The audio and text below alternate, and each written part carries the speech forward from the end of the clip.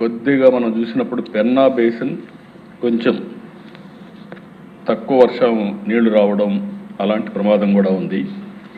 టోటల్గా మన రాష్ట్రంలో గడిచిన 2 సంవత్సరాలుగా నీటిపైన ఎక్కడికక్కడ సమర్థవంతంగా ఉపయోగించుకోవడానికి ప్రయత్నం చేశాం.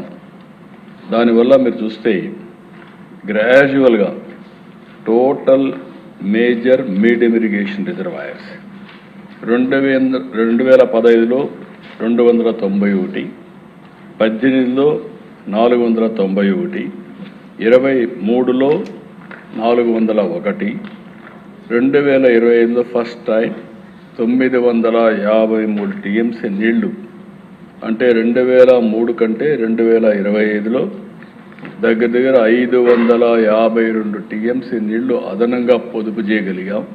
అది ఈరోజు కొంతవరకు శ్రీరామ రక్ష అయింది. ఈ సంవత్సరం మనం చూస్తే 554 టీఎంసీ నీళ్లు వస్తాయని ఒక అంచనా.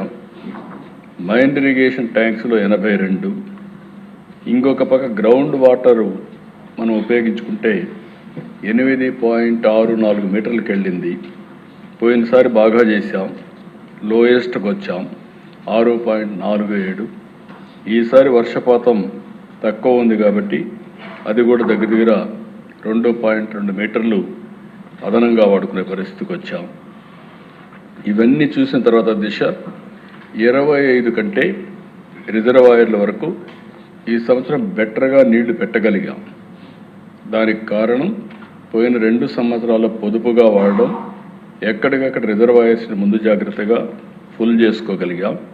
అందుకని 15, 18, 23 కంటే 26లో రిజర్వాయర్లో కొద్దిగా నీళ్లు పెట్టుకోగలిగాం. కొన్ని ఇక్కడ ఇబ్బందులు కూడా ఎక్కువగా ఉన్నాయని చెప్పి నేను మీకు తెలియజేస్తున్నా. అయితే ఈరోజు మనం చూసినప్పుడు అందరూ కూడా ప్రజలందరూ అర్థం చేసుకోవాల్సిన అవసరం ఉంది.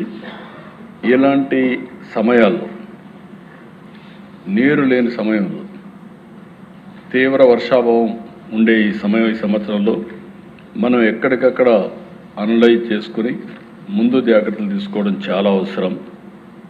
ఎంత సాగునీటి లభ్యత ఉంది, భూగర్భ జలాలు ఎంత ఉన్నాయి, వ్యవసాయంపై ఎంత ప్రభావం పడుతుంది, ఇవన్నీ కూడా మనం అనలైజ్ చేసుకోవాల్సిన అవసరం ఉంది. కృష్ణ, పెన్నా ఇవన్నీ కూడా చాలా తక్కువ నీళ్ళు వచ్చే అవకాశాలు కనపడుస్తున్నాయి. గోదావరి నీళ్లు వస్తున్నాయి, సముద్రంలోకి పోతున్నాయి. కొంతవరకు ఇక్కడ తెచ్చుకోగలుగుతున్నాం. కొంతవరకు మనం ఏదైతే పోలవరం లెఫ్ట్ మెయిన్ కెనాల్ కూడా పూర్తయితే ఈ సంవత్సరం అనకాపల్లి వరకు నీళ్లు తీసుకుపోతాం. అది కూడా నేను ఒకసారి ఎక్స్ప్లెయిన్ చేస్తాను. ఇది కాకుండా ఈరోజు కొద్దిగా వర్షాలు ఒరిస్సాలో పడడం, దానివల్ల వంశధారలో కొద్దిగా ఉపయోగపడే పరిస్థితి ఉంటుంది. మళ్ళీ తోటపల్లి చూస్తే మళ్ళా డెఫిసిట్ ఉండే పరిస్థితులు వస్తున్నాయి. ఇవన్నీ కూడా దీనివల్ల కూడా చాలా వరకు వ్యవసాయం పైన తీవ్రమైనటువంటి ప్రభావమే కాదు, కొంత సఫరింగ్ కూడా ఉండే అవకాశాలు ఉన్నాయని చెప్పి కూడా నేను మీకు తెలియజేస్తున్నా. ఈరోజు మనం చూసినప్పుడు 16/8/26 నాటికి 59% ప్రాంతాల్లో భూగర్భ జలమట్టం 6 మీటర్ల కంటే లోతుగా వెళ్ళింది. 8,503 గ్రామాల్లో భూగర్భ జలం 6 మీటర్ల కంటే కిందకి పడిపోయే పరిస్థితి వచ్చింది. ఇవి ఒకసారి చూసినప్పుడు మొత్తం ఈ రోజుకి కూడా 16/8/26న టోటల్గా హోలిస్టిక్ అప్రోచ్ చూస్తే ప్రధానమైన రిజర్వాయర్లో 586 టీఎంసీ నీళ్లు ఉన్నాయి. మీడియం ఇరిగేషన్ ప్రాజెక్టులో 32 టీఎంసీ నీళ్లు ఉన్నాయి. మైండ్ ఇరిగేషన్ ట్యాంక్స్లో 52 ఉన్నాయి. ఇవన్నీ కూడా లెక్కేసుకుంటే మేజర్ మీడియం 619. మొత్తం భూగర్భ జలాలు కూడా ఉపయోగించుకున్నంత వరకు లెక్కేసుకుంటే 1163 టీఎంసీ నీళ్లు మనం వాడుకోవడానికి అవకాశం ఉంటుంది. అది కూడా ఇరిగేషన్ ఫెసిలిటీ ఉండేది ఇక్కడ మాత్రం. అదే కానీ రిజర్వాయర్స్ పైన ఆధారపడితే కొంత సమస్య ఉంటుందని చెప్పి కూడా నేను మీకు తెలియజేస్తున్నా. అయితే అధ్యక్ష, దీంట్లో మేము గడిచిన అందరికంటే ముందుగా అప్రమత్తమయ్యాం. 3 స్థాయిల్లో యాక్షన్ ప్రోగ్రాం తయారు చేశాం. మొదటిది, సాగునీటికి గరిష్ట ప్రయోజనం, ప్రతి నీటి బొట్టును సమర్థవంతంగా ఉపయోగించుకోవడం. రిజర్వాయర్స్ అన్నిట్లో నిల్వలు, ఇన్ఫ్లో, అవుట్ఫ్లో, బేసిన్ వారిగా లభ్యత, ఇవన్నీ కూడా అనలైజ్ చేసుకోవడం. ఇంకొక పక్కన త్రాగునీటి సమస్య ఎంత కావాలి, ఫస్ట్ ప్రియారిటీ సంవత్సరం డ్రింకింగ్ వాటర్, తర్వాత ప్రియారిటీ ఇండస్ట్రీని కూడా కాపాడుకోవడం. అదే సమయంలో ఇరిగేషన్ ఎంతవరకు చేయగలుగుతామో దాన్ని కూడా మనం ఆలోచించుకొని అనలైజ్ చేసుకొని ముందుకు పోవడం. నేను ఈ సభ ద్వారా రాష్ట్రంలో ఉండే రైతాంగానికి అందరికీ విజ్ఞప్తి చేస్తున్నా, గోదావరి తప్ప ఎక్కడ వరి పంట వేసినా ఇబ్బందుల్లో పడతాం.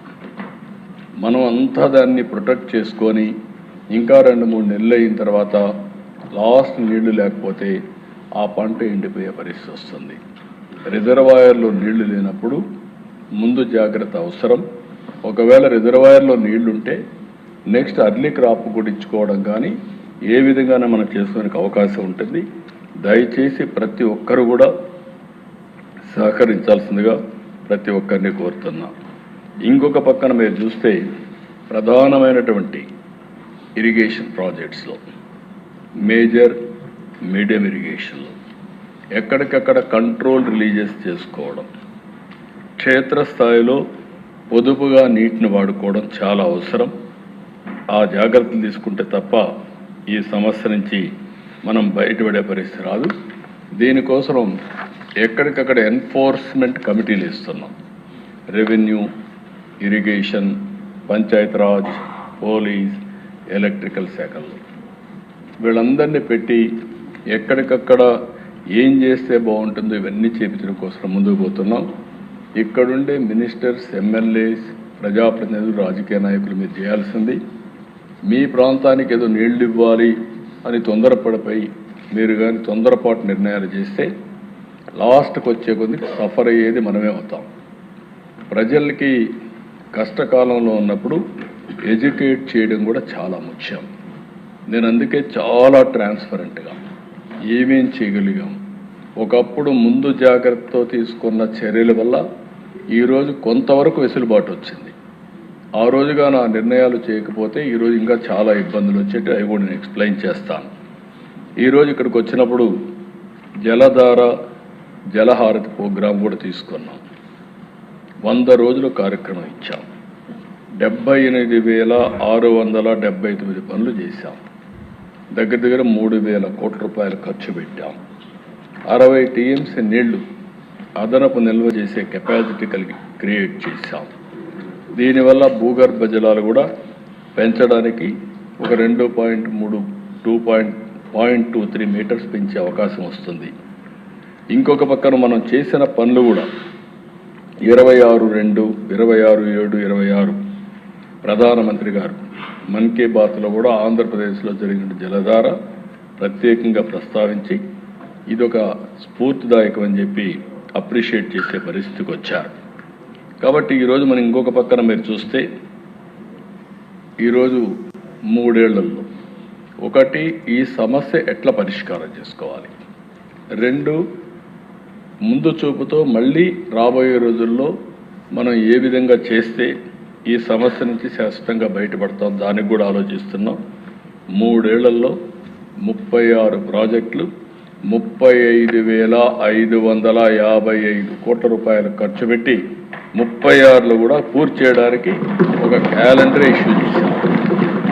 ఇది ఈ 3 ఏళ్ళు చేసే పనికి. ఇది పూర్తయితే 19,16,000 ఎకరాలకు నీరు వస్తుంది. 9,96,000 ఎకరాలు స్థిరీకరణ జరిగే పరిస్థితి వస్తుంది. ఈరోజు ఇక్కడే మీ అందరికీ ఒకటే విజ్ఞప్తి చేస్తున్నా, పోలవరం జీవనాడి.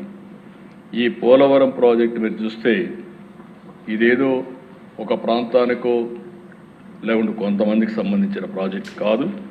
ఈ ప్రాజెక్టు కానీ పూర్తయితే ఫేజ్ 2, ఫేజ్ 1 ఎట్టి పరిస్థితిలో మార్చి లోపల పూర్తి చేసి నెక్స్ట్ రెయినీ సీజన్ వచ్చే సమయానికి నీళ్లు అందించే బాధ్యత, పోలవరం ప్రాజెక్ట్ని జాతికి అంకితం చేసే బాధ్యత ఈ ప్రభుత్వం తీసుకుంటాం.